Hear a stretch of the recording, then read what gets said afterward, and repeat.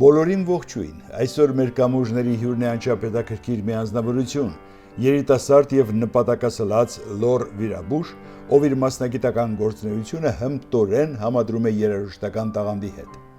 Աստղիկ բժշկական կենտրոնում ընդունելություն ու բարդ վիրատություններ կատարելուց բացի, նա նաեւ ստեղծագործում է, գրում երաժշտություն եւ ինքն էլ լիանալի կատարում։ Խնդրեմ, այս պահին ձայնագրման ստուդիայում դաշնամուրի մոտ հենց ինքն է եւ կատարում է իր իսկ գրած վերջին ստեղծագործությունը։ Նա միջազգային բժշկական համաժողովների ակտիվ մասնակից է, որտեղ կիսվում է իր փորձով եւ նոր ոգեշնչում գտնում ինչպես մասնագիտական, այնպես էլ ստեղծագործական զարգացման համար։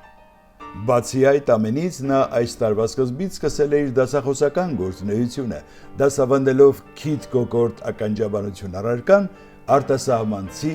անգլալեզու ուսանողներին։ Մեր այս զրույցի ընթացքում մենք ոչ միայն կպատմենք նրա բժշկական ուղու մասին, այլև կբացահայտենք նրա բազում նախասիրությունները, ստեղծագործական աշխարհն ու ներշնչման աղբյուրները եւ կներկայացնենք նրա գործունեությունը։ Սա In Vino գինու ակումբն ու վաճառատունն է Երևանի կենտրոնում, ուր ես հանդիպեցի իմ զրուցակցին։ Եվ այսպես ծանոթացեք, ինչպես ընկեր Սահախովն է ասում Կովկասի գերուին ֆիլմում, պարզապես գեղեցկուհի, անչափ հմայիչ երիտասարդ Լոր Վիրաբուշ, Լուսի Պետրոսյան։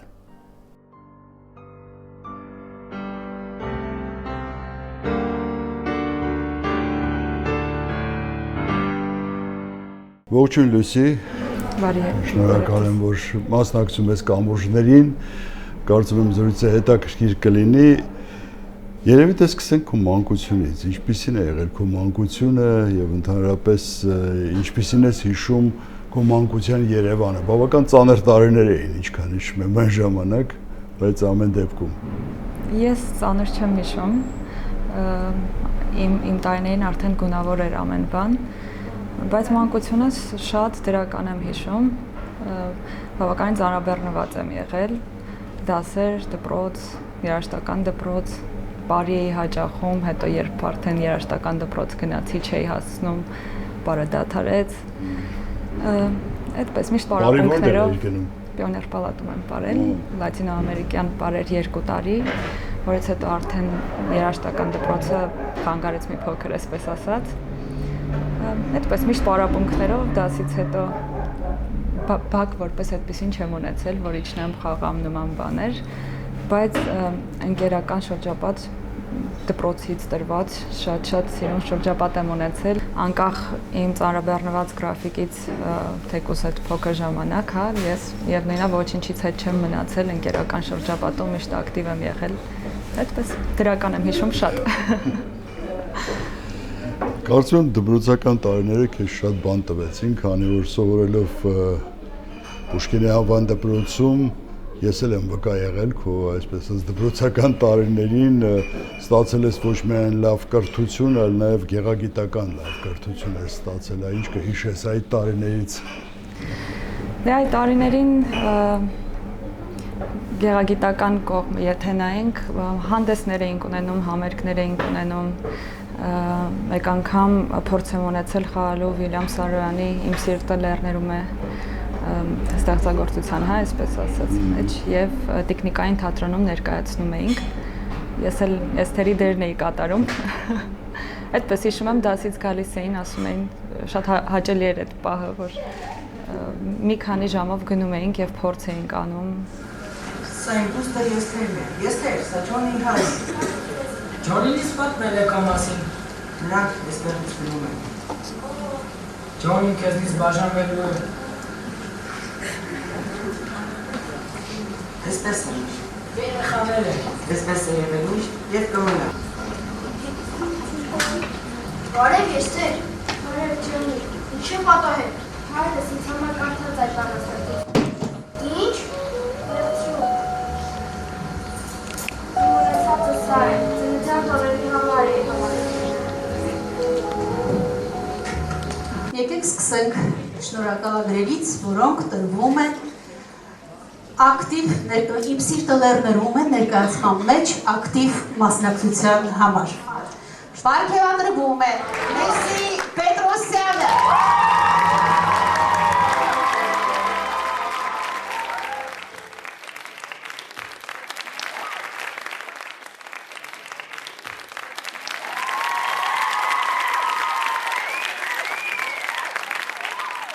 Բավական լավ իրադարձություն էր դպրոցում, քանի որ ժամանակին եղել է թատրոն դպրոցում մեզ մոտ,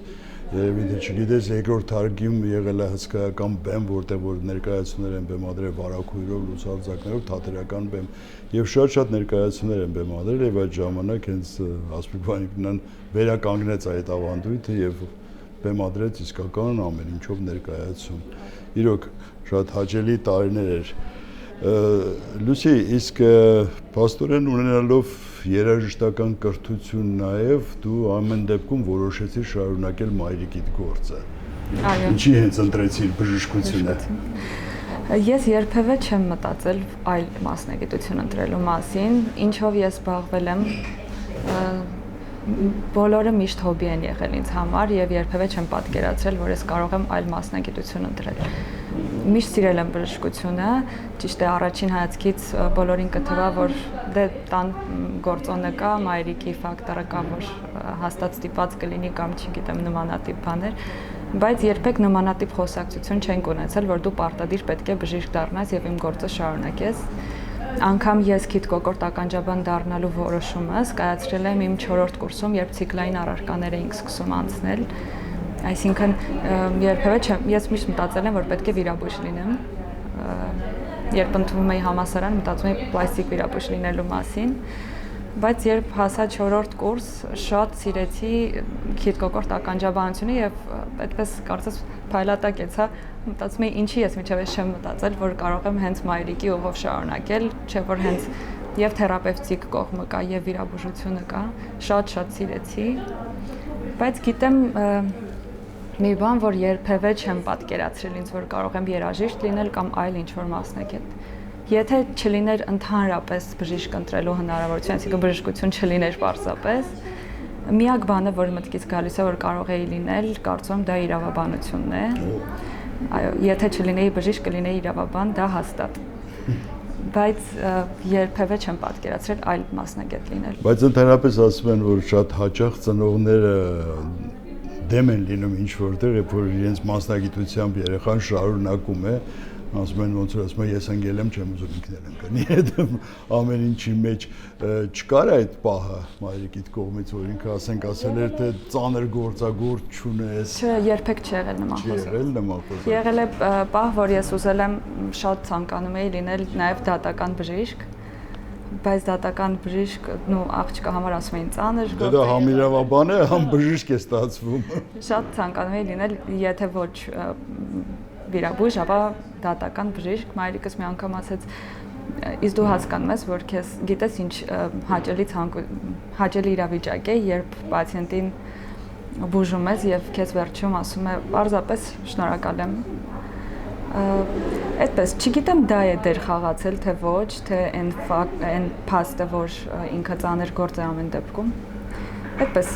ուղղակի ցանկություն մնաց, բայց շատ գոհ եմ իմ ընտրությունից եւ երբեք եթե ընդունվեի կրկին համալսարան, կրկին կընտրեի քիթ կոկորտ ականջաբան դառնալու։ Ամեն դեպքում ասում է ամեն մի մարդու կյանքում ուսանողական տարիները երևի թե ամենահիշարժան տարիներն են լինում, այ ինչով էր քեզ համար հիշարժան այդ ուսումը բժշկական համալսարանում։ Դա էլ շատ պայծառ եմ հիշում, բոլորին թվում է, որ բժշկականցիները չունեն կյանք, այդպես է ընդունված։ Մենք շատ ծանրաբեռնված գրաֆիկով ենք սովորել իհարկե, որոշ փուլից սկսած ցիկլային առարկաները անցնելիս մենք ամեն 2 շաբաթը մեկ քննություն ենք տալիս, ամեն ուրբաթ օրը քննության ենք, կարող է լինել այնպես, որ ամեն շաբաթ լինենք քննության։ Բավականին ծանր է այդ ընթացքը, բայց երբ ընկնում ես այսպես ասած ռիթմի մեջ, սովորում ես այդ գրաֆիկին եւ շրջապատդ, ընկերներդ մեկը մյուսին օգնում եք, ամեն ինչ դրական է շուրջդ։ Անցնում ես այդ ճանապարհը շատ բավականին հեշտ։ Ես շատ դրական եմ հիշում եւ իմ խումբն այնպեսի խումբ է եղել, շատ լավ խումբ եմ ունեցել։ Շատ շնորհակալ եմ իմ ուսուցիչներին, Չեմ կեղծի եւ կասեմ, որ ունեցել ենք առարկաներ, որոնք որ դե բնականաբար մեկը ավելի լավ կանցնես, մյուսը մի քիչ դիջելով, բայց ամեն դեպքում ընդհանուր առմամբ համասարանից մեծ գիտելիքներ ենք ստացել եւ շատ լավ հուշեր ունենք։ Չնայած այդ ծանրաբեռնված գրաֆիկին, միևնույն է հասցրել ենք ապրել, կարելի է ասել այսպես։ Հիմա աշխատում ես Աստրիկ բժշկական կենտրոնում։ Ինչքան ես գիտեմ, ես լավ հիշում եմ, երբ որ գնացել էինք մայրիկիդ մոտ, հպարտությամբ հանեց հեռախոսը եւ ցուցադրեց քո առաջին վիրահատությունը։ Այ ինչ էիր զգում առաջին վիրահատության ժամանակ։ Դա անբացատրելի զգացում է։ Այդ զգացողությունը երբեք չեմ մոռանա։ Ես իմ արդինատուրայի 3 տարիները անցել եմ հենց Աստրիկ հիվանդանոցում, որի համար անչափ շնորհակալ եմ իմ ինձ ընձեռված հնարավորության ու իմ ղեկավարներին ավելի լավ անցնել արդինատուրա ես չեմ պատկերացնում, որ հնարավոր էր պարզապես կարելի է ասել ինչ որտեղ բախտս բերել է, հա, այսպես ասեմ, որ հենց այդտեղ կարողացա ես անցնել եւ շարունակել ուղին եւ հենց այդտեղ էլ բախտ ընձեռվեց աշխատել։ Պարզապես գիտեի, որ թիմս ես այդ 3 տարիների ընթացքում արդեն վիրահատում էի, շատ լավ ուսուցիչներ եմ ունեցել, ովքեր որ ինձ հասցրել են հա այն մակարդակին, որ ես գիտակցել եմ, որ ես այո կարող եմ ավարտել որպես վիրաբույժ եւ այսպես ասած ռիսկ կանեմ անել վիրահատություն։ Եթե ես ավարտեի ու գիտակցեի, որ ես չեմ կարող վերցնել վիրահատություն, ես երբևէ դա չէի անի։ Միանշանակ մարդկանց կյանքի հետ խաղալ վտանգավոր է։ Բայց այդ առաջին վիրահատությունը անկախ նրանից մինչ ին վիրահատությունը, հա, անցամ, քանի վիրահատություն եմ արել, ամեն դեպքում միշտ եղել է դա, հա, դու անում ես, բժիշկդ նայում է, միշտ ամեն դեպքում պացիենտը քոնը չէ, եւ ինչքան էլ որ միշտ պացիենտին վերաբերվել ենք որպես սեփական պացիենտ, հա, այդպես կարելի է, հա, անվանել։ Միևնույն է, երբ որ արդեն դու ես բժիշկ եւ գիտես, որ պատասխանատվությունը բացառապես քեզ վրա է, դա բացարձակ այլ զգացում է։ Բավականին լարված էի, հիշում եմ գիշերը բավականին լարված հարթնացա։ Բայց վիրահատության ընթացքում այդ լարվածությունը թուլացավ, միշտ կենտրոնանում ես բուն աշխատանքի վրա եւ ոչինչ կողքից չես նկատում։ Անկախ նրանից այդ պահին կխոսես, կզրուցես, երբեմն լինում է որ երաժշտություն կարող է լինել, նու ոչ առաջին անգամ իհարկե, բայց որևէ բան վիրաբույժին չի խանգարում, երբ դու գործի մեջ ես, դա հստակ այդպես է։ Այդպես։ Իսկ թիմս իմ կողքին կանգնած էր, այսինքն ես գիտեի, որ եթե հանկարծ ինչ-որ մի բան էլ չնայած չէր կարող, բայց ամեն դեպքում հավանականության տեսությամբ, հա, գիտես, որ ունես վստահելի անձինք, ովքեր որ քո կողքին կանգնած են, փառք Աստծո, այդ ամենի կարիքը մինչ այսօր չի առաջացել, որ ինչ որ լուրջ խնդիրների առաջ կանգնեմ կամ առհասարակ, հա, բայց շատ շնորհակալ եմ եւ իրենց եւ ընձեռված ես ամբողջ իմ բախտին հնարավորություն։ Տարբերությունը զգում ես առաջին վիրահատությունից հետո այսօրվա վիրահատությունների ժամանակ։ Միանշանակ, այլևս այդ խիստ լարվածությունը, որը որ կար ամենասկզբում, ինչ որ փուլից ես հասկացա, որ այդ չափ լարվածություն այլևս չկա։ Իհարկե ամեն վիրահատություն ինդիվիդուալ է եւ ամեն դեպք է ինդիվիդուալ, հա, բայց ամեն դեպքում այդ չափ լարվածությունը այլևս չունի։ Իսկ կա որևէ հիշարժան մի դեպք քո բժշկական պրակտիկայում, որ ասենք երբեք չես մոռանա։ Այդպես զավեշտալի դեպքեր շատ են եղել արդինատուրայի տարիներին հատկապես, որ ընդունված է հա մեր հասարակությունում ինչ-որ ավանդական բժշկությամբ զբաղվել կամ առհասարակ բժշկել, նոր գալ բժշկի մոտ, սխտորեն դնում ականջում, որպես քթում ականջում։ Դա արդեն ոչ ավանդական բժշկություն է երևի, հա։ Ոչ ավանդական եւ ոչ ավանդական շատ զավեշտալի դեպքեր կան երկուսը։ Այսինքն որպես բժիշկ ընդունում ես ոչ ավանդական բժշկությունը։ Կան բաներ, որ ընդունելի են, բայց օրինակ ոչ սխտորը դնել այդպես լինում է քթում ականջում դնում են կամ բազմիցս եղել է, որ ինչ որ օտար մարմին օրինակ միջատ հանել ենք ականջից ենթադրել։ Իսկ ի՞նչն է ամենաբարդը բժշկական պրակտիկայում երիտասարդի համար։ Ամենաբարդը անկեղծ եթե լինեմ, շատ ճիշտ տեղ արդինատուրա անցնելն է։ Դա շատ կարևոր է։ Պետք է հնարավոր է պարզապես ընտրել մասնագիտություն, շատ սիրել, գնալ արտինատուրա եւ չեմ ուզում բացասական խոսեմ, բայց եւ հիասթափվել, չնայած շատ սիրելով մասնագիտությունը։ Ես դրա համար եմ շատ շնորհակալ, որ ինձ թույլ չտվեցին ես հիասթափվեմ, որովհետեւ ամեն դեպքում այդ վստահությունն էլ պետք է լինի, հա, ես իմ արտինատուրայի 3 տարիները կարելի ասել ապրել եմ հիվանդանոցում, ես իմ կողմից արել եմ ամենը, որպեսզի վստահություն ներշնչեմ բժիշկներին, ովքեր պետք է ինձ սովորեցնեին։ Շատ կարևոր է այդ առաջին քայլը ճիշտ անել, ճիշտ տեղում գտնվել։ Դա եմ համարում։ Լուսի, ես երբ որ ուսումնասիրում էի քո էջը Facebook-ում, մասնագիտական էջի մասին է խոսքը, ոչ թե անձնական, տեսա, որ շատ վկայականներ կար, շատ սերտիֆիկատներ կար մասնակցության մասին միջազգային կոնֆերանսների հետ, հաճախ մասնակցել աշխարհի տարբեր երկրներում սիմպոզիումների։ Մի խոսքով, քեզ ավելի հիմա ձգում է գիտական աշխատանքը, թե պրակտիկ։ Երկու տարբեր ճյուղ են եւ ինձ թվում է բժշկի կյանքում պետք է պարտադիր երկուսն էլ լինի, որովհետեւ առանց պրակտիկայի չես կարող, առանց գիտության էլ պրակտիկան չես կարող իհարկե, բայց իմ սովորելու տարիներին ես գրել եմ հոդվածներ, արել ենք մեր բաժանմունքում վիրահատություններ, որոնք եզակի են եղել Հայաստանի Հանրապետությունում եւ որոնց մասին հոդված եմ գրել եւ այդ հոդվածը ներկայացրել եմ արտասահմանում առաջինը Իտալիան էր, որ հայտը ներկայացրեցի եւ անցավ абստրակտը հաստատվեց, այդպես գնացի Իտալիա, ներկայացրեցի վիրահատությունը, որ կատարել ենք եւ հետաքրքիր էր մեր փորձով կիսվել եւ իրենց փորձը լսել։ Այդպես Լոնդոնում տպագրություն ունեցանք նմանատիպ մեր աշխատությունների հիման վրա, հա, բաժանմունքում կատարված վիրահատությունների։ Սիրով եմ արել, ես գիտական կողմն եմ շատ սիրում։ Ամեն դեպքում ես լավ եմ սովորել դպրոցական տարիներին, գերազանց եմ սովորել, ավարտել եւ այդ սովորելու ընթացքը գլուխ չեմ գովա, ես ինձ խելացի մարդ չեմ համարում, միշտ ես տենց ասում եմ, ես պարզապես աշխատասեր եմ։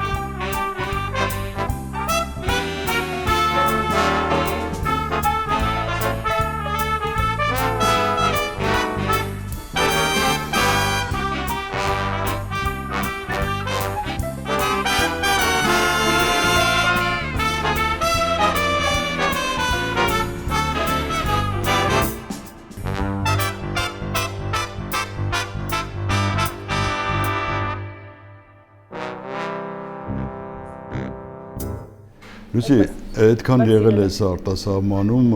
վստահ եմ կլինիկաներ այցելել ես, տեսել ես իրենց աշխատանքը, ընդհանրապես կա այսպիսի մի կարծիք, ասում են, որ մեր հայ բժշկությունը բավական բարձր մակարդակի է, ցավոք մեր տեխնիկական հնարավորությունները այդքան հզոր չեն, ինչպես ասենք աշխարհի տարբեր երկրներում, ինչը չես ասի, ասենք նույն Եվրոպայի Միացյալ Նահանգների, ասում են այնտեղ, որ տեխնիկական ավելի բարձր է, բայց բժշկական մակարդակը մեզանից ցածր է, այդպես է թե չէ։ Ես վստահաբար հակված եմ այն մտքին, որ մեր բժշկական կրթությունը մենք մեր հայ բժիշկները շատ խելացի են իսկապես եւ եթե տրվի հնարավորություն ավելին անելու, վստահաբար բոլորից լավ կարող են անել։ Ես երբ Ամերիկայում էի, վիրահատարանում էի, նայում էի ինչպես են վիրահատում եւ համեմատում էի, թե տվյալ վիրահատությունը մեզ մոտ ինչպես է ընթանում կամ մենք այս փուլին ինչ կօգտագործեինք, ինչ կանեինք ու տեսնում էի, որ ճիշտ է, բնականաբար, ինչքան էլ որ հագեցվածությունը կան մեծ մոտ հիվանդանոցներ կամ որտեղ որ ես աշխատում, հագեցվածությունը բավականին լավն է,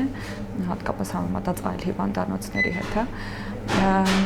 բայց միանշանակ չես համեմատի դա արտասահմանի հագեցվածության հետ։ Բայց այդ ամենի հետ մեկտեղ ես հասկանում եմ, որ եթե իրենք այդ չափ հագեցվածության կարողանում են այդ վիրահատությունն անել եւ մենք դրանից ավելի սուղ պայմաններում կարողանում ենք եւս այդ նույն վիրահատությունն անել, այսինքն ոչինչով գիտելիքով, փորձով, ձեռքի շնորհքով մեր բժիշկները հաստատ չեն զիջում, էլի եթե լինի հնարավորություն ավելին միանշանակ հայերին ոչ ոք չի ասնի։ Հասկանալի է։ Անցնենք քո էքստրեմին։ Ինչքան գիտեմ, բավական էքստրեմի սիրահար ես, ընդ որում մանկուց ես էքստրեմի սիրահար, ես գիտեմ, որ նույնիսկ Լաս Վեգասում փորձել ես այ երեխա ժամանակ թռնել, հետո արդեն հասուն տարիքում կրկնել ես դա, էլ չասեմ, որ այն հրաշքի մասին, որ այնտեղ կանգնած է քո մոտոցիկլետը, այդ ոնց պատահեց, որ հանկարծակի մոտոսպորտով հետաքրքրվեցիր։ Մոտոցիկլետ վարելը, առհասարակ մոտոցիկլետով հետաքրքրվելը մանկուց է եկել, ես միշտ երազել եմ մոտոցիկլետ վարել։ Ես երազում էի դեռ այն ժամանակ, երբ Հայաստանում երևի տղա մոտոցիկլետ վարողներ կարողա 4 հոգի լինեին, 4-5 հոգի, այդպես։ Աղջիկ ընդհանրապես չկար վարող, ես միշտ ասում եի, ես առաջին աղջիկ մոտոցիկլետ վարողը կլինեմ։ Բնականաբար բոլորը ծիծաղում էին եւ սկզբից լուրջ չէին ընդունում, մտածում էին ամեն տարի ասում էին դե կանցնի, երբեք էլ չանցավ, դա պարզապես իմ երազանքն է եղել,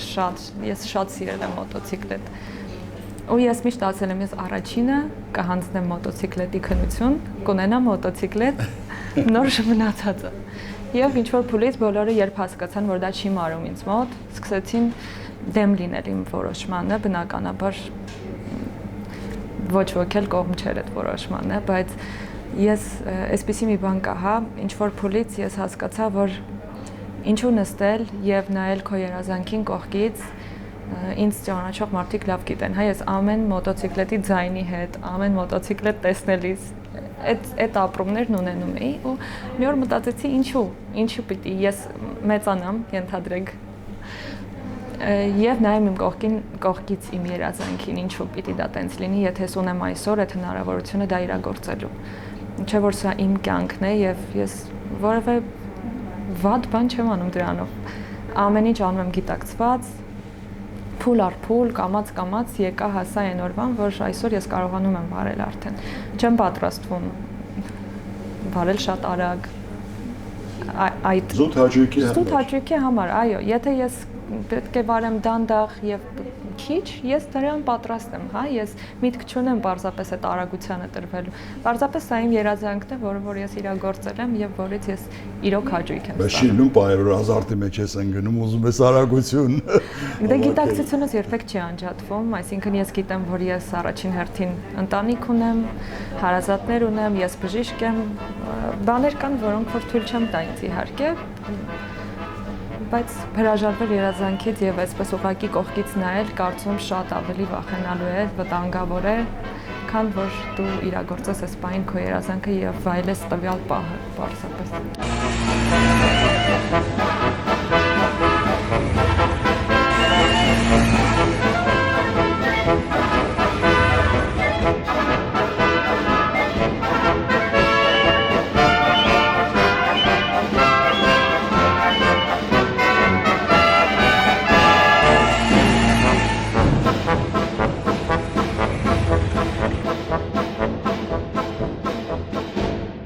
Հետաքրքիր մի տերմին է, այս վերջերս սկսում են օգտագործել, truant, լսել ես։ Ինչպես truant։ Ես էլ փնտրեցի համացանցում չգտա ոչ մի բացատրություն, վերջը ChatGPT-ին հարցը տվեցի, ինքը բացատրեց ինձ ինչ է, չնայած ընկերս էլ ինքն էլ է բժիշկ, ինքն էլ է իրեն truant համարում։ Truant-ը դա այն բժիշկներն են, ովքեր որ զուգահեռ նաև ստեղծագործում են, զբաղվում են արվեստով, գրականությամբ, արվեստով։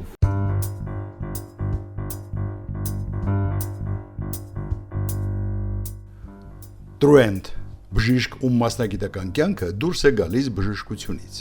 Նա ակտիվորեն ստեղծագործում է արվեստի, գրականության, երաժշտության, փիլիսոփայության կամ դիզայնի ոլորտներում, համատեղելով բժշկությունն ու ոգեշնչումը արտահայտման միասնական ամբողջական ձևով։ Նման մարդիկ հաճախ վերանայում են բժշկական պրակտիկան հումանիտար գիտությունների պրիզմայով եւ նրանց աշխատանքը կամուրջ է բժշկության եւ արվեստի միջև։ Հին հունական դիցաբանության մեջ Ապոլոնն օժտված էր գիտությունների եւ արվեստների հովանավորի, մուսաների, դաստիարակի եւ ասկլեպիոսի բժշկության աստծու համակված գործառույթներով։ Կլավդիոս Գալենը ծագումով հույն հին Հռոմի ամենահայտնի բժիշկներից եւ բնագետներից մեկը իր հանրակրթության մեջ տեսավ բժշկի իդեալը, որում երաժշտությանը հատուկ տեղ էր հատկացվում։ Աշխարհում հայտնի են շատ տրուենտներ։ Օրինակ, անվանի գրող արձակագիր Ռուբեն Սևակը, ով սովորել է Լոզանի համալսարանի բժշկական ֆակուլտետում։ Գրող արձակագիր Ծերենցը, Հովսեփ Շիշմանյանը, նույնպես բժիշկ էր։ Բանաստեղծ Միքայել Նալբանդյանը սովորել է Մոսկվայի համալսարանի բժշկագիտության բաժնում։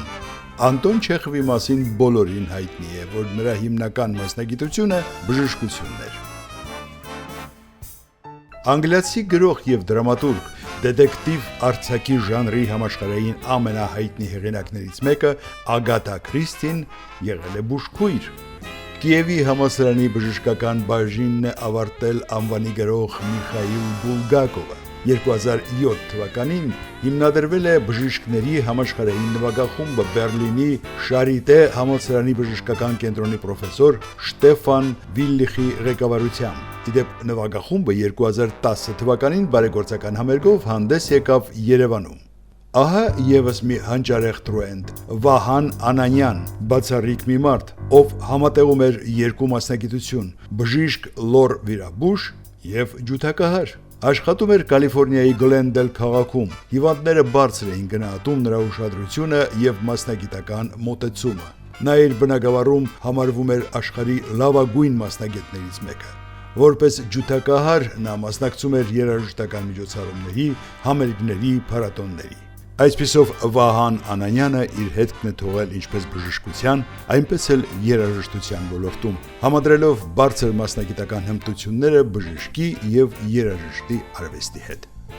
Անվանի գերմանացի վիրաբույժ Թեոդոր Բիլրոյթի մոտ մանկուց ի հայտ է եկել երաժշտական տաղանդը։ Նույնիսկ Բրամսը նվիրել է Բիլրոյթին 2 լարային կվարտետ։ Նույն տաղանդներով էր օժտված նաև ռուս թերապևտ, կլինիկական բժշկագիտության ֆիզիոլոգիական ուղղության հիմնադիր Սերգեյ Բոտկինը։ Գեղանկարչությամբ զբաղվող բժիշկներից մեզանում հայտնի է բժշկական գիտությունների դոկտոր, պրոֆեսոր, Հայաստանի նկարիչների եւ գրողների միության անդամ, Հայաստանի Հանրապետության գիտության վաստակավոր գործիչ, բժշկական գիտությունների ակադեմիայի իսկական անդամ, անվանի վիրաբույժ Պավել Անանիկյանը։ Իսկ 2017 թվականին Հայաստանի նկարիչների միության ցուցասրահում բացվել էր Արարումեն բժիշկ գեղանկարիչ Արամ Շահվերդյանի գոլեգաները եւ զարմիկները խորագրով ցուցահանդես։ Արամ Շահվերդյանը հանրապետության վաստակավոր եւ վաստակաշատ բժիշկ է, բժշկական գիտությունների տեխնացու, դոցենտ։ 1936-ից 1937 թվականներին, այդ ծանր տարիներին եղել է Երևանի բժշկական ինստիտուտի ռեկտոր։ Օրինակները շատ են, եւ անվանի տրուենտների գործը այսօր շարունակում են երիտասարդները։ Ինչպես ասում են, եթե մարդը տաղանդավոր է ամեն ինչում։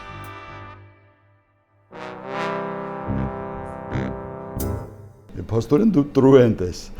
Դու սկսել ես ստեղծագործել, քանի տարի ես սկսել ես ստեղծագործել, արդեն փաստորեն ինքդ քո ստեղծագործությունները կատարում ես, ձայնագրում ես, քանի տարի է։ Երևի 15 տարեկան է, երբ առաջին ստեղծագործությունս կարելի ասել գրեցի, ստեղծեցի, հա, այդպես։ Ինչ է քեզ ստիպեց օրինակ զբաղվել դրանով։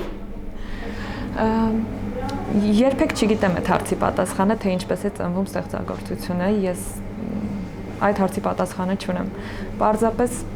այսպես է, հա, ես երաժշտությամբ հանգստանում եմ եւ հատկապես նվագելով հանգստանում եմ։ Շատ ուրախ եմ, որ ունեմ այդ հնարավորությունը, ունեցել եմ սովորելու եւ պարզապես, հա, երբ որ գալիս եմ աշխատանքից կամ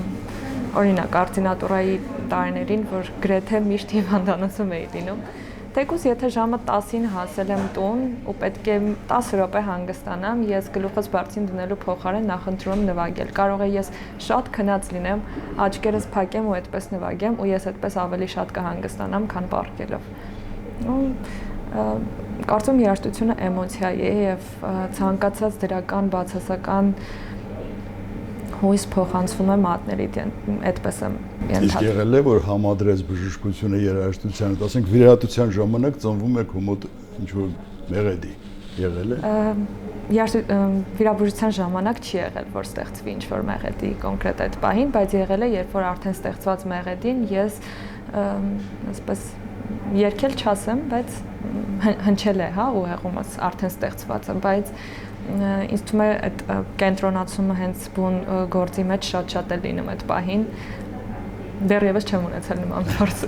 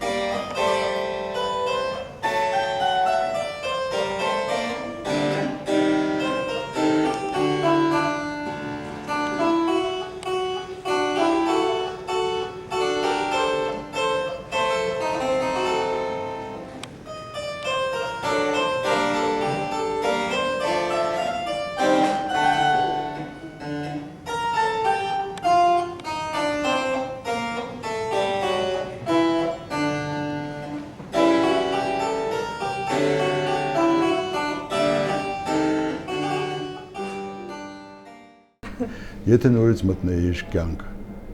որ մասնագիտությունը կընտրեիր, էլի բժշկությունը, ու էլի երաժշտությունը, վստահ եմ քիչ կոկորտական ճապանություն, ու էլի երաժշտությամբ կզբաղվես։ Համարում ես, որ երաժշտությունը քո երկրորդ մասնագիտությունն է։ Անկեղծ ասած, ոչ, իմ հանգստի միջոցն է, իմ հոբին է։ Չեմ կարող ինձ համարել երբևէ կոմպոզիտոր, հա, այսպես։ Ես ստեղծում եմ երաժշտություն, սկզբից մտածում էի, որ դա պետք է միայն ինձ համար, հա, ոչ մեկ չլսի, չհրապարակվի եւ այլն։ Բայց եղավ պահ, որ լսեցին, հա, կողքից առաջին ունկնդիրն էլ մայրս է եղել։ Կա մի ստեղծագործություն, որ հենց 15 տարեկան եմ, եթե չեմ սխալվում, գրել, այդ դա լսելուց հետո մայրիկս միշտ ասում էր, էլի, ես չեմ հասկանում դու սա ոնց ես ստեղծել։ Ու ես սկսեցի մտածել, որ գուցե կա այդ կարելի է փորձել մարդկանց ցույց տալ նաև։ Ես չեմ ասում, որ իմ ստեղծածը պետք է մարդկանց բոլորին դուր գա, հա, բայց դա իմ ապրումներն են, իմ հույզերն են։ Այդպես, այսինքն ես միտք չունեմ դա սարքել ինձ մասնագիտություն կամ դրանով դուր գալ համնացածին, դա ես անում ինքս ինձ համար եւ պարզապես մի օր որոշեցի նույն մոտոցիկլետի օրինակով, որ ինչու դա իմ ստեղծածն է, իմ երազանքի մի մասն է, ինչու չհրապարակել։ Եթե կլսեն իմ ընկերները, հարազատները կամ 2-3 հոգի ավել, թող լսեն, բայց դա առաջինը ես անում եմ իմ համար, որ իմ ստեղծածն էլ ես չմոռանամ տարիներ հետո։ Կան էլ երազանքներ, որոնք ուզում ես իրականացնել։ Մի երազանք ունեմ այդպես, բայց վստահ չեմ, որ իրագործելի է դեռ։ Իրականում փոքրուց ճիշտ է, դա իմ մասնագիտությունը չի, բայց ես միշտ սիրել եմ այս երաժշտությունը, հա, բայց երբևէ իրոք չեմ մտածել, ես երաժիշտ չի կարող լինել։ Ու չգիտեմ ոնց ստացվեց այդպես, որ ես սկսեցի պարզապես ինչ-որ ստեղծել։ Բայց փոքրուց միշտ մտքումս եղել է, որ կուզեի ունենալ մենահամերգ, եւ երբ սկսեցի ստեղծագործել արդեն, մտքիս կար, որ կուզեի ունենալ հեղինակային մենահամերգ։ Չգիտեմ դա կիրագործեմ մի օր թե չէ, Կարծում եմ կիրագործես։ Ես էլ մեծ սիրով կվարեմ, եթե ուզում ես քո համերգը կներկայացնեմ քեզ։ Լավ, ուրեմն, հա, մի հարց էլ ունեի։ Իսկ Լուսիի սիրտը ազատ է։ Հիմա կարծում եմ շատ-շատերն են տեսնում գեղեցկուհի Լուսիին կադրում եւ այդ հարցը ծնվում է նրանց մոտ։ Ոչ։ Ազատ չէ, պարզ է։ Հասկացաք։ Լուսի ջան, իմ այս շարքում ուրեմն կամուրջներում կա այսպիսի մի բաժին, Facebook-յան օգտատերերը հարցեր են տալիս իմ հյուրին եւ ստացել ենք մի քանի հարցեր, բավական հետաքրքիր, կան պարզապես ողջույններ, ես ընթերցեմ, դու պատասխանիր։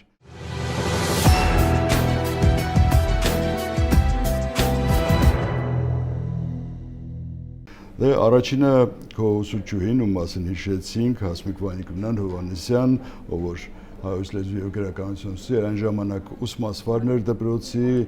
եւ բացի այդ էլ բեմադրիչներ իմ սիրտը լեռներում է ներկայացման։ Իմ սիրելի Լուսի, ուրախ եմ քո ձեռքբերումների ու հաջողությունների համար։ Հիշում ես մեր համատեղ աշխատանքը Վիլյամ Սարոյանի «Իմ սիրտը լեռներում» պիեսի բեմականացման եւ ներկայացման օրերին, երբ դեռ դպրոցական էիր։ Հետաքրքիր է, ինչպիսի զգացողություններ են արթնանում քո մեջ այդ օրերի հիշողություններից։ Կսպասեմ պատասխանիդ, գրկում եմ ջերմորեն։ Դե պատասխանի Հասմիկ Վանիկովնային։ Նախ շատ ջերմորեն բարևներ եմ ուղարկում Հասմիկ Վանիկովնային, ես շատ շոյվել եմ, երբեք չէի պատկերացնի, որ ինձ կհիշեն, չգիտեմ, շատ հուզիչ է, շատ շնորհակալ եմ արձագանքի համար, շատ ջերմ եմ հիշում, ես Պուշկինը շատ եմ սիրում, ես իմ դպրոցական տարիները առհասարակ շատ եմ սիրում էլի, ուսանողականներ,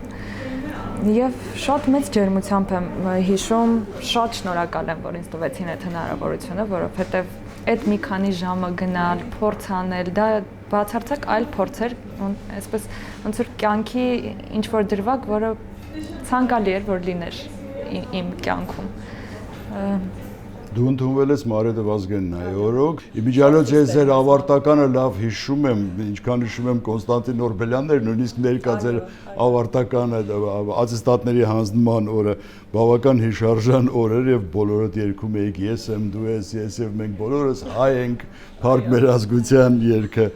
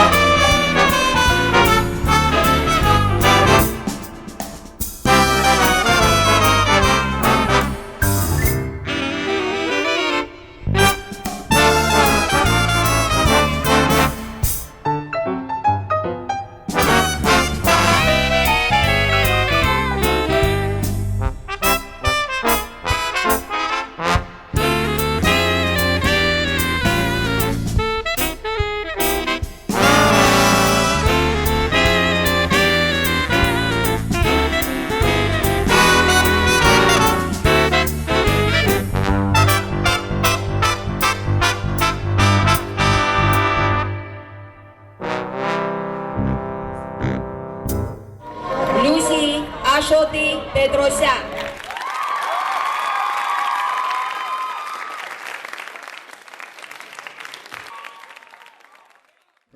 Շատ խիստ էր դպրոցը, միշտ դա եմ շատ լավ հիշում, որ պարտադրում էին սև ու սպիտակ հագնվել, ինչ որ փուլի հատուկ համազգեստ պատվիրեցին, որ հագնենք, բայց դա էլ երբ դուրս եկավ, սև ու սպիտակ պիտի հագնվենք։ Միշտ հիշում եմ, ինչ հագնում էի, վրաս ջղայնանում էի։ Չէի որ պարզապես պետք է, չգիտեմ, բացարձակ գեր ճշտապահություն կար։ Ես ու աշխատում էի չշեղվել այդ ամենից, բայց հիշում եմ, որ միշտ կար ինչ-որ բան, որի շուրջ օրինակ մազը պետք է բացարձակ հավաքած լիներ, դեմատները երբեք, հիմա այդպես չի, հա, մենք երբեք շպարով Հիմա էլի փորձում են, բայց չի ստացվում այսօրվա սերունդի հետ մի քիչ։ Հաջորդ ուրեմն Մարիաննա Մելիքսեցյան, հրաշալի լուսանկարիչ է Մարիաննան, կցանկանայի իմանալ, որ երաժշտական դպրոցում է սովորել եւ ով է եղել Լուսի Պետրոսյանի դաշնամուրի դասատուն։ Շատ սիրում եմ ձեզ, շատ ջերմ բարևներ եմ ուղարկում։ Սայաթ Նովայի անվան երաժշտական դպրոցն եմ ավարտել։ Մեծ շատ եմ սիրում դպրոցս էլի, կկրկնվեմ։ Նարինե Էդուարդովնա Խոյեցյանն է եղել դասատուս, ով այսօր ցավոք մեզ հետ չէ եւ ես ամեն նվագելիս երևի իրեն հիշում եմ, որովհետեւ եթե չլիներ ինքը, ես երևի չէի ավարտի։ Շատ կարևոր է դասատուի ներդրումը այդ ամեն ճիշտ ներդրումը, հա։ Միշտ գալիս է 7 տարի սովորել եմ։ Եթե հարցնեք, գրեթե բոլորը 5-րդ դասանից ուզում են դուրս գալ։ Այդ զգացումը բնականաբար ես էլ եմ ունեցել, հա։ Եթե մի փոքր սխալ լինի այդ պահը դասավանդողի կողմից, կոպտություն, չսերմանի այդ սերը եւ այլն, հա, ամեն ինչը կապ ունի։ Կարող է եւ թողես։ Այդ տարիներն էլ շատ ջերմ եմ հիշում։ Բավական ծանրաբեռնված են անցել։ Օրինակ դպրոցից իջնում էի, քանի որ չկար շատ ժամանակ հաց ուտելու, ինչ-որ բան ձեռքս ուտելով, դե մոտ են Պուշկինն ու Սայաթ-Նովան։ Իջնում էի դպրոց, Սայաթ-Նովայի, նվագում էի 2 ժամ հետո ենթադրեին սոլֆեջոյի դասներ կամ մի օր խորը չհաշված մնացած պարապմունքներ։ Բայց այդ ծանրաբեռնված գրաֆիկը երևի ինձ տվեց այդ հնարավորությունը շատ ավելի հեշտ անցնել իմ բժշկական տարիները, երևի թե դա այդ ռիթմն էր նաև որ սովորեցրեց եւ հիմա էլ որ շատերը ասում են ինչպես է հնարավոր օրինակ բժշկության հետ համատեղել այդ բոլորը, հա։ Ես գիտեմ մի պարզ բանաձև, եթե կա ցանկություն, հնարավոր է ամեն ինչ։ Այդպես։ Հաջորդ հարցը Միացյալ Նահանգներից է։ Լուսի ջան, գիտեմ, որ եղել ես Ամերիկայում, ափսոս չկարողացանք հանդիպել, երբեք չեմ մոռանա քեզ նվիրված երգը։ Կարծում եմ հաջորդ քո գալուց անպայման կհանդիպենք, ջան, Պապին Պողոսյան։ Ես անձամբ Պապին Պողոսյանին չեմ ճանաչում, հայրիկս է ճանաչում։ Այդպես երգ էին նվիրել, այդպես, բայց անձամբ չեմ ճանաչում, եւ շատ շնորհակալ եմ արձագանքի համար, շատ հաճելի։ Եվ երգն էլ շատ սիրում եմ իդեպ։ Սամվել Պետրոսյան, ինչպես մայրիկդ ասաց, պապիկի տնկերն է, հա։ Լուսին իմ մանկական ընկերոջ Նորիկի բազմաշնորհ թորնուին է։ Լուսին իր տաղանդի դրսևորումներով զարմացնում, հիացնում եւ իհարկե ուրախացնում է մեզ։ Հարց Լուսիին, կյանքի երկար ճանապարհ ունեք առջևում։ Նկատելի է, որ արդեն մուտք եք գործել նախասիրված բժշկագիտության աշխարհ եւ երաժշտական արվեստի կախարդական աշխարհ։ Հնարավոր համարում եք, որ կգա մի ժամանակ, երբ կհրաժարվեք այդ երկու աշխարհներից մեկից, թե կշարունակեք ձեր կենսագրությունը զուգահեռաբար որպես լոր վիրաբույժ, առողջացնելով մարդկային մարմինները եւ որպես ստեղծագործող երաժիշտ, սնելով, հարստացնելով մարդկային հոգիները։ Շատ գեղեցիկ է գրված։ Շատ շնորհակալ եմ արձագանքի համար։ Երբեք չեմ շեղվի իմ մասնագիտությունից։ Այդպես է, չէ, ասում են երբեք մի ասա, երբեք։ Ես չգիտեմ իմ վաղվա օրը ինչ կլինի, բայց ես տվյալ պահին ունեմ այդ համոզմունքը, որ ես չեմ ուզի երբեք թողնեմ բժշկությունը եւ վիրաբուժությունը։ Եվ երբեք երաժշտությունը իմ առաջին մասնագիտություն վստահաբար չի դառնա։ Դա իմ հանգստի միջոցն է, որտեղ ես ինքնարտահայտվում եմ եւ որտեղ ես հանգստանում եմ։ Բայց դա սարքել կոմերցիոն։ Այո, ես միտք ունեմ հրապարակելու իմ բոլոր հեղինակային ստեղծագործությունները, բայց ոչ կոմերցիոն նպատակով, պարզապես մարդկանց լսելի դարձնել իմ ստեղծածը, այդքանը։ դուր կգա թե չի գա դրա մասին էլ անգամ չեմ մտածում։ Դա պարզապես իմ ստեղծածն է։ Դա իմ մասնագիտությունը չէ եւ չեմ կարծում, չէ, վստահ եմ, որ երբեք չի դառնա։ Հաջորդը Ենոկ Անդրեասյան։ Չգիտեմ, ճանաչում ես։ Պապիկիս ընկերն է։ Էլի պապիկիդ ընկերն է։ Գեղեցկուհի Լուսի, վերջերս եմ ծանոթացել քո երաժշտական ստեղծագործություններին, հաճելիորեն զարմացած եմ։ Կուզենայի հասկանալ, ինչը քեզ դրդեց ընտրելու վիրաբույժի բարդ եւ դժվարին մասնագիտությունը։ Երևի պատասխանեցին ինչ որտեղ այս հարցին, բայց էլի կարճ պատասխանել։ Շատ շնորհակալ եմ էլի արձագանքի համար։ Շատ հաճելի է հատկապես երբ տատիկ պապիկիս ընկերներն են գրում, դա շատ մեծ հաճույք է։ Դե արդեն ինչպես ասացի, ես միշտ ցանկացել եմ լինել վիրաբույժ եւ շնորհակալ եմ, որ ունեմ այդ հնարավորությունը, դա ունեցել եմ իրագործելու հնարավորությունը։ Սուսաննա Գևորգյան, Պրոմտեստ լաբորատորիայի աշխատակից, բարև ձեզ հարգարժան գեղեցկուհի բժշկուհի Լուսի Պետրոսյան։ Ծանոթ լինելով ձեզ որպես կայացած եւ արհեստավարժ մասնագետ, կուզենայի մի փոքր ավելին իմանալ ձեր մասին, ինչ նախասիրություններ ունեք, դե խոսեցինք այդ մասին, ինչ գրքեր եք սիրում կարդալ, ինչն է ձեզ երջանիկ դարձնում։ Երևի նախասիրություններից խոսեցինք արդեն։ Նախասիրություններից մի բան կավելացնեմ միայն։ Նախասիրություններից մեջ մտնում է շատ, անչափ շատ սիրում եմ հայկական, ազգագրական երկու բառը։ Սահման չկա ուղղակի նկարագրելու։ Իսկ պարում ես ինքդ։ Այո,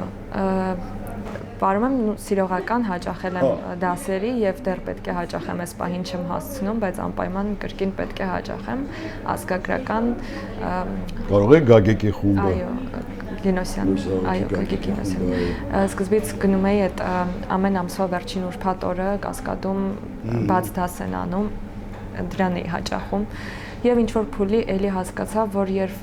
ինչու սпасել ամեն ամսվա վերջին ուրբաթ օրվան այդ էներգիան ստանալու, հա, գրանցվեցի դասի եւ գնում էի դասերի սիրողական սովորելու մեր մշակույթը եւ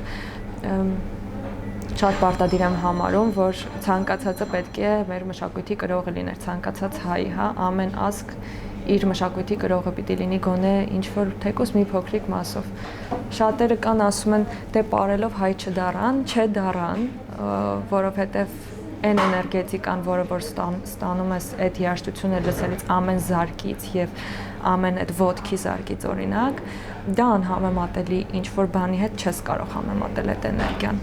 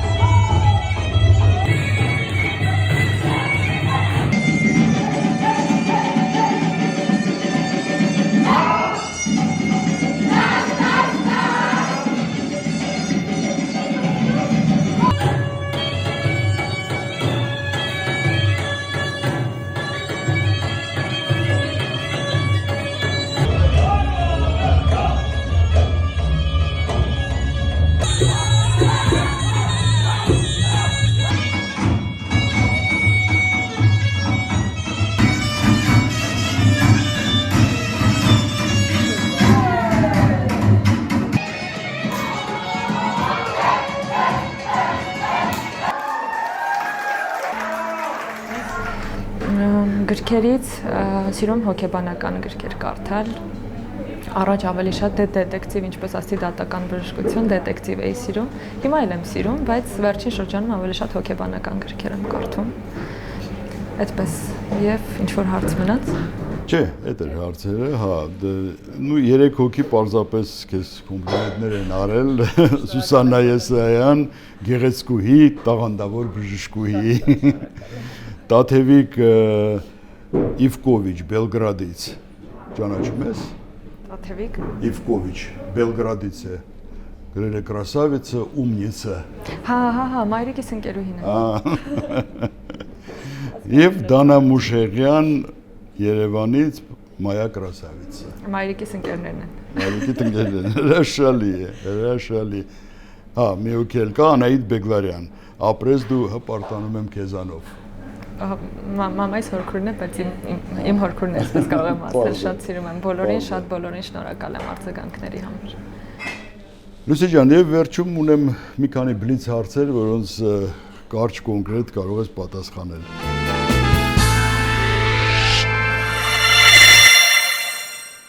Եթե քո կյանքում լիներ ֆիլմ, ինչ երաժշտություն կցանկանայիր հնչել այդ ֆիլմում։ Դիմակահանդես Արամ Խաչատրյան։ Արամ Խաչատրյանի հետաքրքիր է, բայց ինչի։ Երևի միակ ստեղծագործություն, որ ասում են առանց որ ստեղծագործության կյանք չունես, երևի թե դա է։ Մեկ էլ շատ իրեն համարժեք Կոմիտասի Գարունան, երկու ստեղծագործություն իրարից շատ տարբեր, առանց որոնց ես հաստատ չեմ պատկերացնում։ Երևի թե իմ այդ էներգիան կարտահայտվեր դիմակահանդեսով։ Մոտոցիկլետով արևածագին թե կեսգիշերին, որը կընտրես։ Չէ, արևածագին երևի։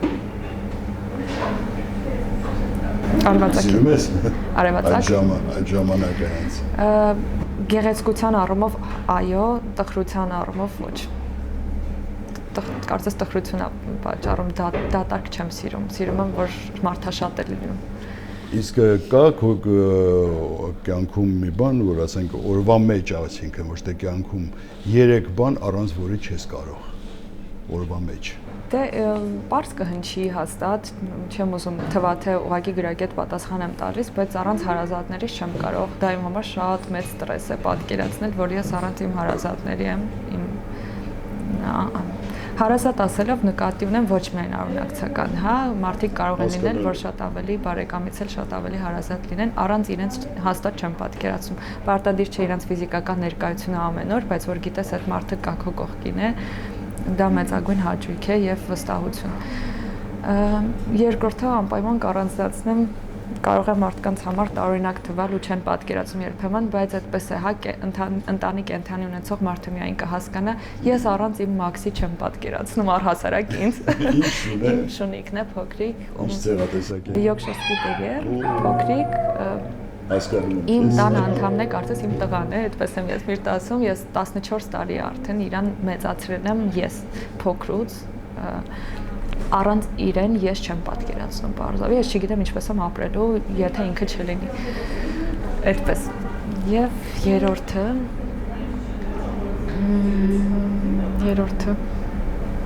դժվար, երևի թե առանց իմ մասնագիտական գործունեության, հա, որովհետև ես այն մարդը չեմ, որ կարող եմ այսպես հանգիստ պարզապես նստել։ Ես աշխուժություն սիրող մարդ եմ, անընդհատ շարժի մեջ եմ եղել եւ անընդհատ շարժ եմ սիրում, հա, երևի թե պետք է աշխատանքս լիներ։ Հասկանալ է։ Եվ վերջին հարցը, ինչ խորհուրդ կտաս քո հասակակիցներին, ովքեր ուզում են լինել եւ ուժեղ մասնագետներ եւ ազատ ստեղծագործողներ։ Պետք է գտնել այդ սահմանը, տրվել ամբողջությամբ մասնագիտությանը եւ չմոռանալ նաեւ հանգստի մասին։ Կկրկնվեմ երևի, բայց ծանրաբեռնված տարիներ եմ ունեցել հատկապես արտինատուրային տարիներին եւ ասել, որ իրոք ժամանակ չուներ այլ բանով զբաղվել, ես իմ ընկերներին գրեթե չէի հասցնում տեսնել, բայց միևնույնն է, հա, եթե ինչ-որ մի միջոց կա, քո սիրելի զբաղմունքը քո հանգստի միջոցն է, եւ իմ սիրելի զբաղմունքը իմ հանգստի դաշնամուր նվագելն էր, հա, այդպես, եթե դու ստեղծագործ մարդ ես, դա էլ քո հանգստի տարբերակն է վստահաբար, շատ հեշտ հնարավոր է համատեղել։ Հրաշալի է։ Դե ինչ շնորհակալություն այս զրույցի համար, կարծում եմ բավական հետաքրքիր զրույց էր եւ շատերին հետաքրքրեց, ուզում եմ պարզապես ասել հետևորդներին, որ աղմուկից չզարմանաք, որ աղմուկ է մենք այս պահին գտնվում ենք Ինվինո ակումբում եւ առևտրատանը, առաջին կարելի ասել գինետունը Սարյան փողոցում, որ գտնվում է, բացվել էր տարիներ առաջ։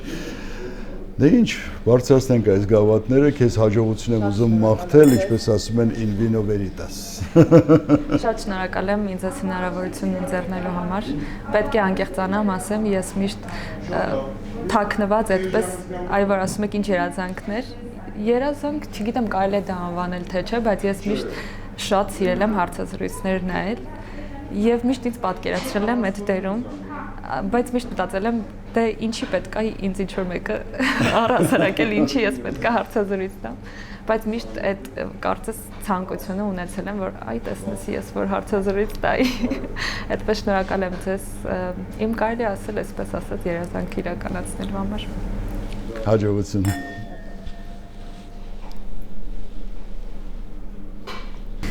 Փոքրիկ նվեր ունեմ ձեզ համար, նվերը մի քիչ ճոխ է ասված իհարկե, բայց ես կուզենայի ձեզ նվիրել իմ գինին, որը որ ստեղծվել է, իմ գինին չի իհարկե։ Հասկանալի է, բայց զուտ երաժշտական, այո, երբ ստեղծվեց իմ առաջին հեղինակային ստեղծագործության այդ տեսահոլովակը, մայրիկս արեց նվեր, այդպես մենք ենք որպես հուշ իմ կողմից ձեզ։ Լարային քարեկի հետ ես կատարում փաստորեն։ Այո, այդ ստեղծագործությունս երբ գրել էի, դա ինքը դաշնամուրային էր, հա, բայց մտքումս միշտ կար, որ պետք է լարային քարեկը պարտադիր չէր, բայց լարային գործիք է պատկերացնում տակը։ Եվ սկզբից երբ ձայնագրվել էի, արանժիրովկա, հա, այդպես սարքել էինք այնպես, որ տակից գնում էր այդպես լարային գործ։ Երբ այնպես ստացվեց, որ մեր համագործակցությունը Լարային քարեկի հետ ստացվեց, առաջարկ եղավ, որ ինչու ոչ, էլի, ինչու իրականում դա չանենք դա իրականում, այլ գործիքային պարզապես կոմպյուտերով չգրվենք, էլի, կոպիտ ասած։ Եվ այդպես շատ գեղեցիկ համագործակցություն ստացվեց եւ մայրիկս էլ այսպես մեզ հուշ, ես էլ մեր հուշերից մեկը դասեմ։ Ես գիտեմ համացանցում լսել եմ, կա չէ՞, տեսագրությունը։ Դե ուրեմն այդ տեսագրությամբ էլ կավարտենք մեր այսօրվա զրույցը։ Շատ շնորհակալ եմ։